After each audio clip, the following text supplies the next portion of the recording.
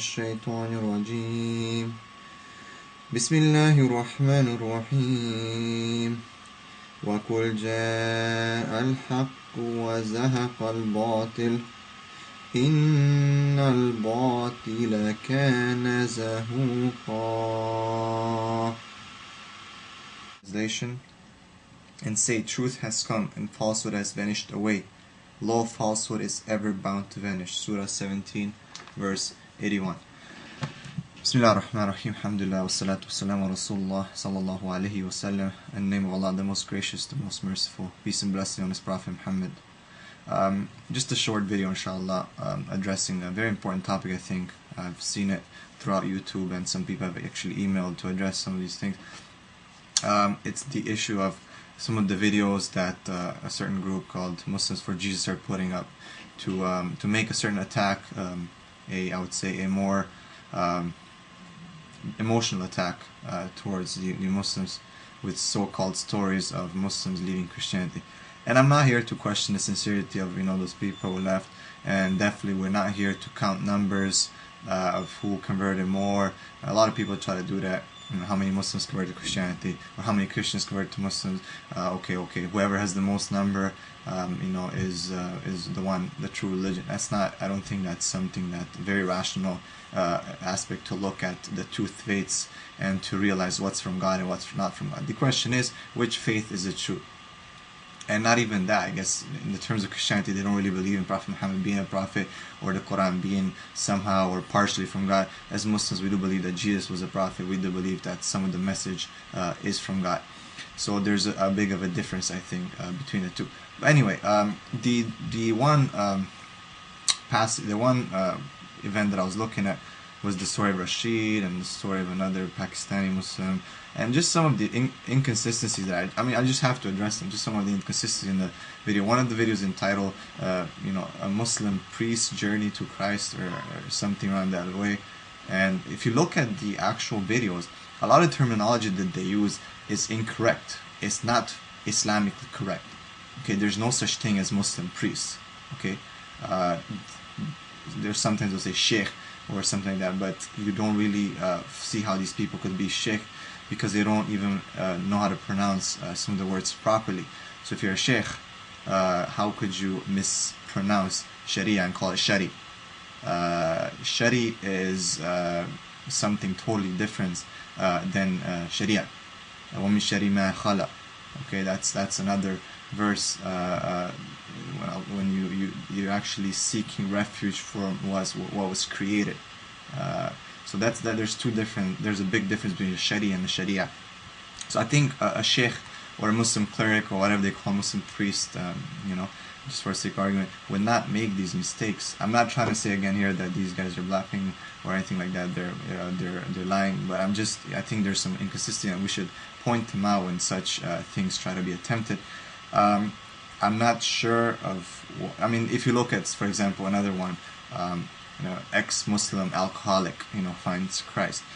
Well, in Islam you're not allowed to drink. In Christianity you are. So how is he's going from a faith that told him not to drink, but he was drinking in it, supposedly, to a faith that allows you to drink. Anyway, that's it's just an inconsistency. Ex-Muslim alcoholic. Maybe he was reading out. He was drunk when he found. I'm not trying to joke here, but maybe he was drunk when he found Christianity to be the truth. So I don't think that's really a very good argument for that. Just to give you examples of some of these arguments that come forth with these videos, very emotional. They're very nicely done. You can see that there's a lot of funding behind it, a lot of shows. People talking about very emotional, stories. They're dramatized, of course. If you can see there, there's actors, professional actors paid for this to do that. The one that I saw with the Pakistani guy, it's weird because I think they're speaking Arabic in Pakistan, which is kind of like unlikely. Also, the one person who's saying that that Yahweh and Allah are different because if you look at Yahweh throughout the Bible, it's a fact that Yahweh is love, and if you look at in Islam, you find Allah is not love. He said you'll never find anything about love in the Quran, about Allah being love. And I'm just gonna recite verse 14, Surah 85. أعوذ بالله من الشيطان الرجيم بسم الله الرحمن الرحيم وهو الغفور الودود and He alone is truly forgiving, and He is the loving, al-wadud, the loving. So just to if he was an ex-Muslim cleric or priest, or because most of these people tend to say, well, he was a sheikh, he was an imam, he was a Muslim leader, he was a Muslim priest. So if he should have known the Quran, he should have known Surah 85, he should have known that this verse is there, and al-wadud, al-ghafur wadud, the most merciful, the loving. So if he were to be that, he should have known that. I'm not sure what the standard for an imamate is right now. From what I know, though, they have to go through a long process of isnads and a lot of process of being certified as imams, a lot of tazkiyah, purification of the heart, memorize the Quran, applying it, and so on. So I'm not trying to say that from me I'm suspecting these people of lying, but just we have to stand against when such inconsistencies are shown to us, and they're trying to be pushed down the throat of some people who might not realize that that's what's happening. So the other thing he says that in the Bible, the God is consists of love. I mean, maybe he didn't really even read the Bible properly. I could give several issues where God is.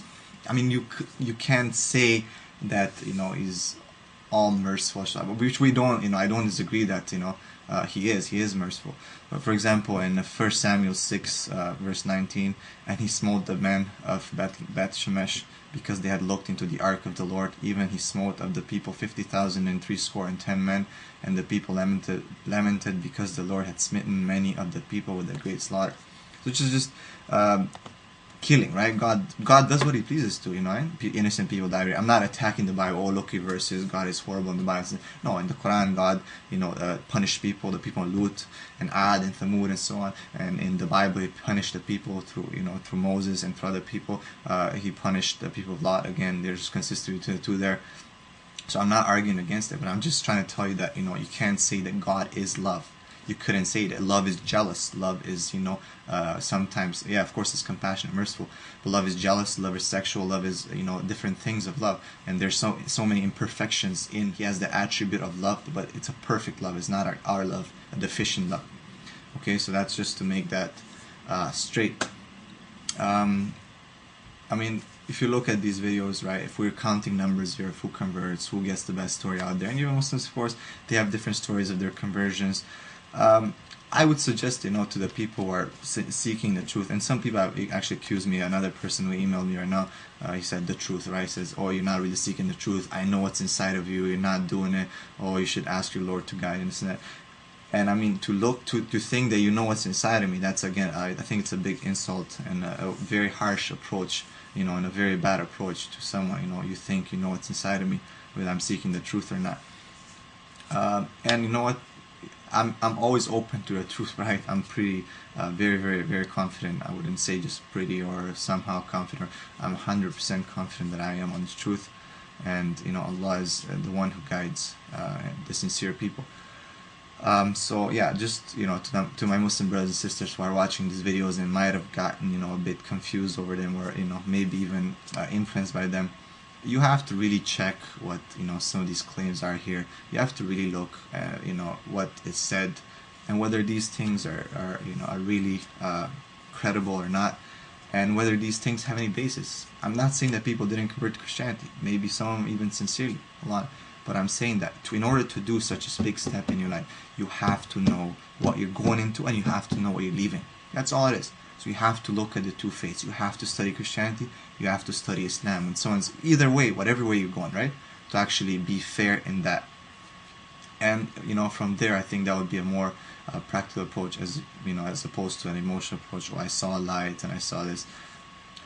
If we are to go according to dreams and according to lights, and people have had visions of in their dreams of killing their kids, and of being homosexuals, and of seeing different things. They have had visions of, and even in real life, illusions of different things. If you were to act on those, I mean, this world will just be a world of dreams. Wallahu a'lam. Subhanakallahumma bihamdik, ashhadu an la ilaha illa anta, astaghfiruka wa atubu ilayk.